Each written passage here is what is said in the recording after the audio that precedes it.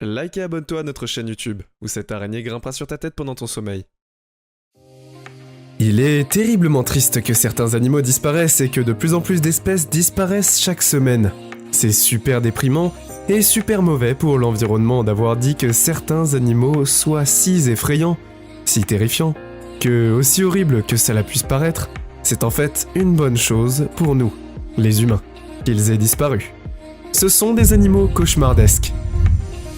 Vous serez heureux de les voir disparaître. Numéro 15, requins héliportés. Beaucoup de gens ont peur des requins, et beaucoup de gens ont peur des scies circulaires.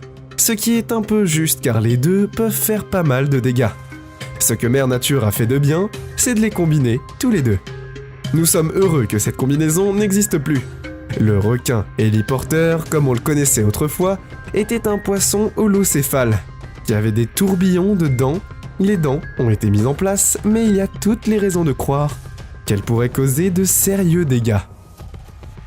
L'hélicoprine est un requin comme aucun autre dans le monde.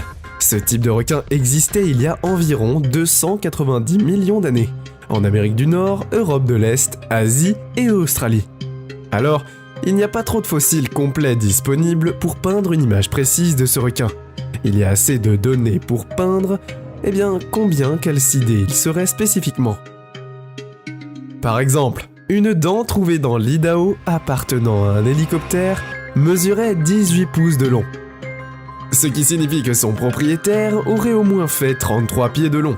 Un autre mesurant 24 pouces, ce qui fait que le propriétaire mesure environ 39 pieds de long. Qui sait, ils ont peut-être même été des bébés. Nous sommes juste heureux qu'ils ne soient pas là pour que nous en soyons sûrs. Comme cette vidéo. Maintenant, vous savez que ces dinosaures, ont disparu. Et vous en êtes heureux. Le plus évident est sans doute celui des dinosaures, mais même si vous pensez qu'il serait amusant de ramener les dinosaures, la réalité serait bien moins les pierres. Le parc Jurassique, imaginez simplement à quel point la vie serait plus difficile si nous devions partager la planète avec des dinosaures colossaux. Payer vos impôts et vos factures ne serait plus le plus grand souci de votre esprit. Ne pas se faire manger par un T-Rex, ceci l'aurait. Cette image montrant un T-Rex animatronique colossal en train d'être emporté donne un aperçu intéressant des aspects pratiques et administratifs qui seraient impliqués dans la lutte contre les dinosaures. Si nous devions partager notre monde avec eux, que pensez-vous de cette image ? Moi je pense que vous seriez prêt à le faire, si vous aviez la force et la confiance nécessaires pour en attacher un comme celui-ci. Numéro 14, le Titanoboa. Le boa titano aurait pu être la créature de vos pires cauchemars, mais grâce à son extinction, quelque chose de moins effrayant, comme une tarentule ou un boa constricteur, prend sa place dans votre esprit. Croyez-nous, c'est mieux. Le Titanoboa était un serpent des 42 pieds de long, qui vivait dans le nord-est de la Colombie. Ils ont vécu au milieu du Paléocéo tardif, soit 10 millions d'années après l'extinction du Paléogène du Crétacé. Donc il y a environ 60 millions d'années. Si l'on en croit le nom, le Titanoboa qui signifie boa titanique, vous pouvez penser que ce n'est pas si lourd que ça. Alors, que pensez-vous de 1500 livres et environ 7/10 du poids d'une voiture? C'est environ la moitié du poids d'un rhinocéros, et 2 fois plus lourd qu'un grizzly effrayé. Ce serpent est environ 2,5 fois plus lourd qu'un serpent amoureux. Même si vous ne pouviez pas voir ce monstre sous sa forme vivante, vous pouviez le voir en personne. Il y avait autrefois une réplique à l'échelle du grand terminal central de la ville de New York, en guise de promotion pour le spectacle Titanoboa Monster Serpent, en 2012. Numéro 13, le Panticopteris. Scorpions de mer, les scorpions de mer étaient des charognards et des prédateurs qui habitaient les eaux pendant l'ère paléozoïque. La plupart des espèces étaient assez ennuyeuses. Si nous sommes honnêtes, elles rampaient sur le fond de la mer, parfois sur terre. Elles étaient relativement petites. Elles se sont éteintes il y a des millions d'années. Et personne n'a vraiment sourcillé. Mais il y avait un type de scorpion de mer qui a fait que les gens se sont levés et l'ont remarqué. C'est le scorpion de mer Pentacoptère. Ce type de scorpion de mer a existé 467,3 millions d'années en arrière. Il n'y avait rien à voir avec ses congénères, il était énorme. Il avait 2 paires d'épines ou plus, et des plus grands arthropodes jamais découverts. Numéro 12, ver ambulant. Le ver ambulant, ou cactus ambulant comme on l'appelle aussi, n'est certainement pas un animal sur lequel on voudrait marcher accidentellement. Heureusement, cela ne risque pas d'arriver puisqu'il est éteint. Le nom scientifique de ce lapéopédien, blindé, est Diana calictophrys. Il a été découvert par Jian Lu en l'université du nord-ouest de la Chine. Des fossiles montrent qu'il avait un ver, mais nous avons pu déterrer. Nous en savons, et en fait un petit peu sur ce diable cauchemardesque. Ils grandissent jusqu'à environ 2 ans. Ils avaient 10 paires de pattes épineuses et articulées pour se déplacer. Croyez-le ou non, ces pattes sont si cruciales dans le tableau d'ensemble, elles nous montrent que les arthropodes et les lapodiens ont évolué, comme le prouve leur corps et leur tête articulée, des espèces d'arthropodes développées aujourd'hui. Numéro 11, le Dunkleostus. Beaucoup de gens ont peur des requins, comme beaucoup d'autres. Mais vous demandez eux-mêmes personne s'ils ont personne n'ait peur. Et beaucoup d'entre elles vous diront non. Nous vous donnons cette occasion de revenir en arrière lorsque vous aurez appris l'existence du Dunkleostus. Le Dunkleostus existait il y a environ 360 millions d'années. Et heureusement, il n'est plus aujourd'hui. C'était l'une des plus grandes créatures marines connues, et il n'y avait presque rien d'aussi puissant qu'elle. Mais ce n'est pas le pire. Non seulement aucun autre animal ne pouvait le manger, mais il pouvait manger à peu près quoi que ce soit qu'il y avait entre ses dents. Il avait des os pointus, et grâce à son mécanisme de mâchoire à 4 barres de liaison, il pouvait offrir sa mâchoire pour attraper une proie en environ 5 secondes. Une fois qu'il a marché, sa force de morsure était estimée à environ 1,64 livres à l'extrémité. C'est assez fort pour couper le blindage dermique. Numéro 10, Tyrannosaurus Rex.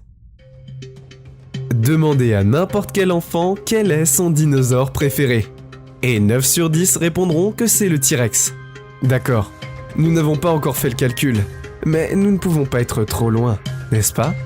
Mais nous sommes assez confiants que si même ces enfants voyaient ce dinosaure en personne, ils auraient un nouveau favori, comme un reptile ou un lézard de type ardonnier.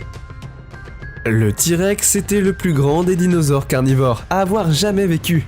Sa mâchoire d'1 mètre de long faisait le travail léger de la plupart des animaux, et il avait un pouvoir intense de broyage des os. C'est pourquoi nous avons entendu dire que les fossiles montrent des cuisses musclées, comme s'ils avaient une double journée de sport, et une queue puissante qui l'aidait à bouger, grâce à son crâne d'1,50 m. Il n'avait pas non plus de problème pour s'occuper de proies presque aussi grosses qu'elle, mais ce n'était pas seulement le crâne qui aidait le T-Rex. Il était au sommet de la chaîne alimentaire. Ses dents ont fait un excellent travail aussi, car il avait des dents coniques dentelées qui pouvaient saisir et percer la chair avant de l'arracher. Nous sommes sûrs que si leurs minuscules avant-bras étaient un peu plus longs, ils auraient pu être ciseaux. Numéro 9. La crevette Anomalocaris. Celle que nous voyons aujourd'hui est assez petite, bien. Gardons cela comme ça parce que vous pourriez imaginer une crevette géante. Maintenant, c'est un cauchemar. Les Anomalocaris étaient d'énormes créatures ressemblant à des crevettes, qui vivaient il y a environ un demi-milliard d'années, pendant la période cambrienne. Leur nom se traduit par crevette anormale, et c'est assez exact. Bien qu'elles ressemblent beaucoup à une crevette, elles étaient bien plus grosses.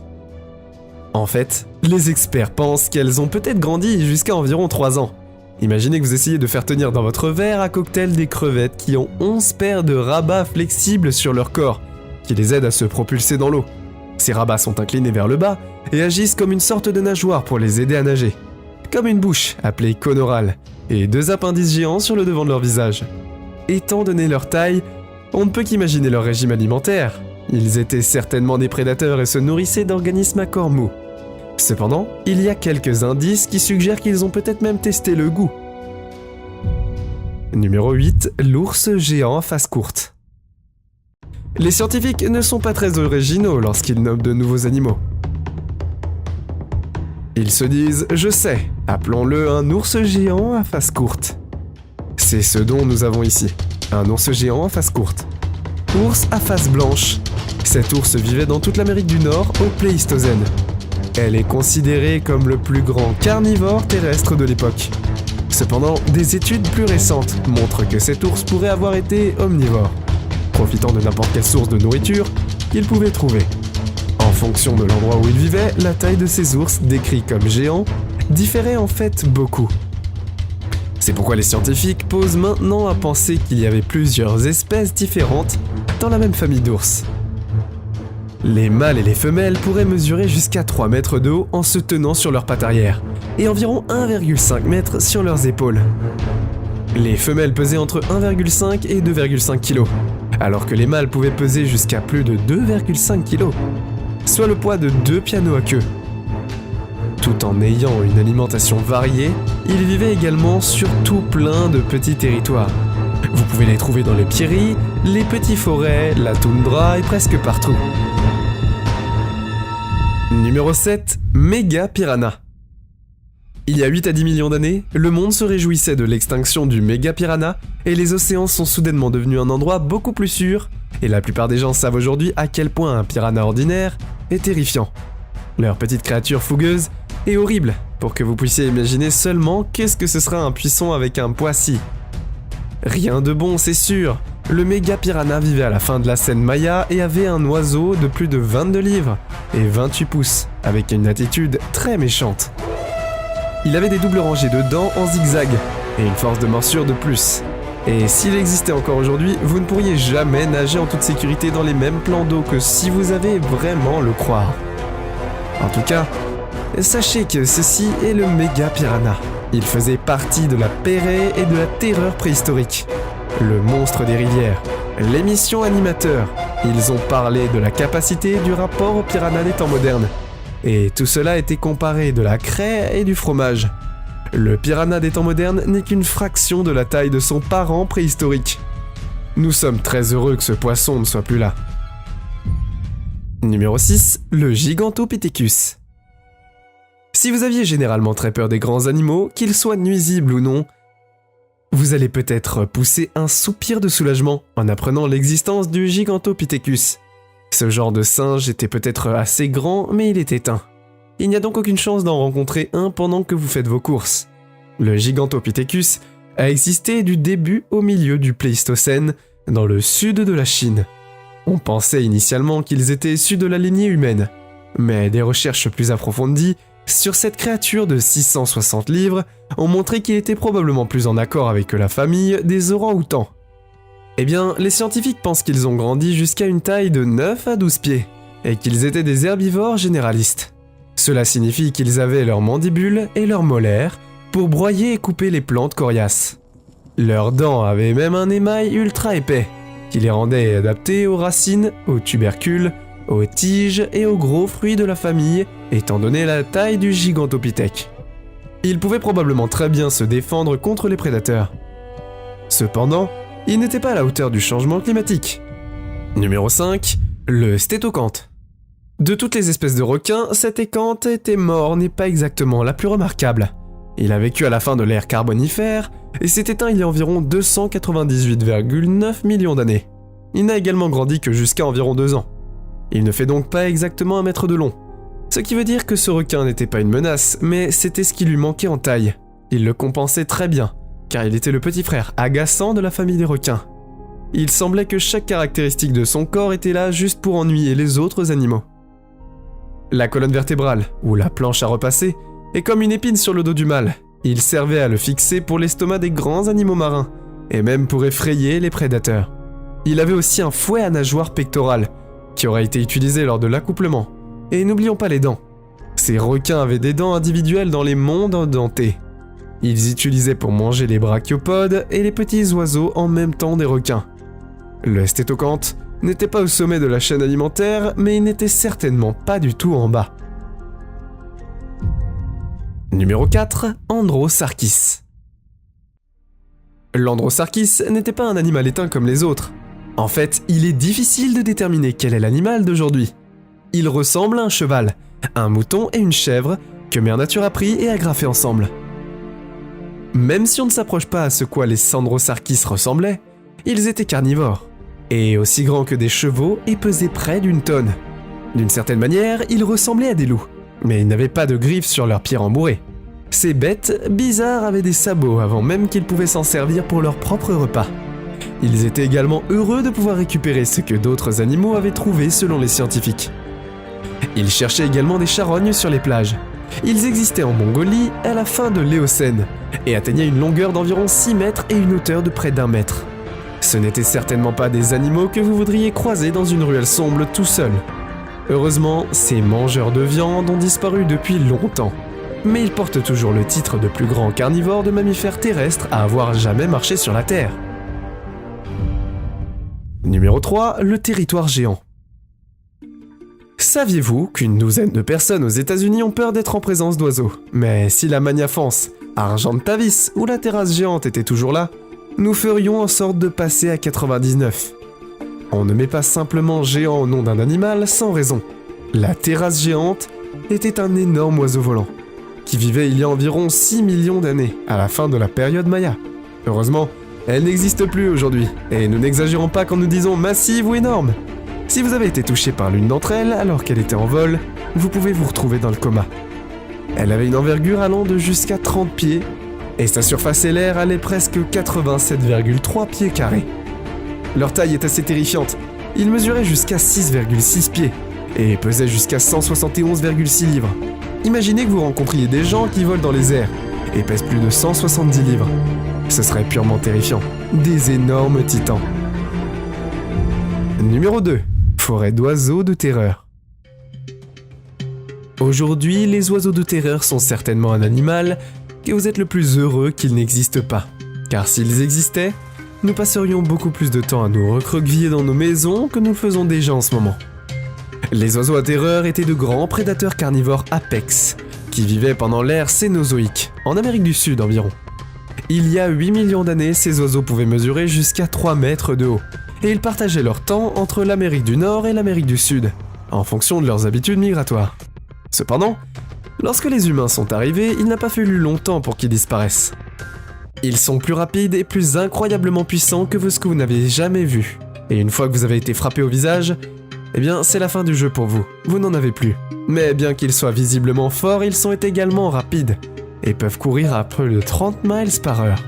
Ce qui signifie qu'ils peuvent abattre d'autres animaux rapides, comme les lapins pour un léger encas, mais ils peuvent aussi s'attaquer à des ours ou même des guépards. Numéro 1, le mégalodon.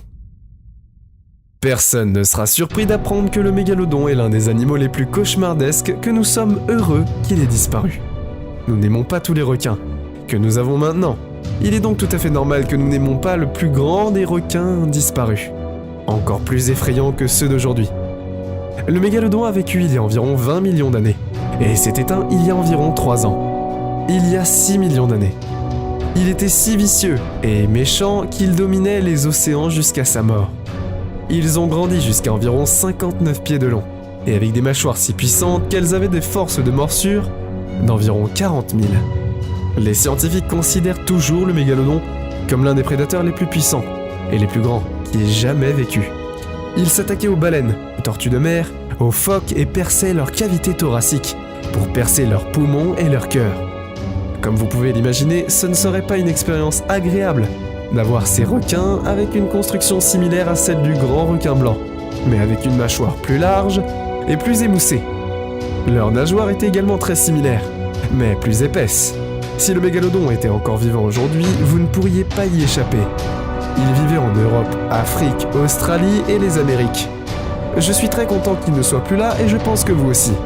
Nous perdons environ 150 espèces chaque an, ce qui signifie que nous perdons une dizaine de nos animaux sommites, ceux que les décis. Mais soyons honnêtes, personne ne va verser une larme pour un méga piranha avec un énorme volume de viande. C'est tout pour aujourd'hui. Nous espérons que vous avez apprécié cette vidéo autant que nous avons aimé la réaliser pour vous. N'oubliez pas d'aimer la vidéo, de commenter et surtout rester au courant de nos prochaines vidéos en vous abonnant et en cliquant sur la cloche de notification. Comme ça, vous ne pourrez rien louper du prochain contenu de la chaîne. Passez une belle journée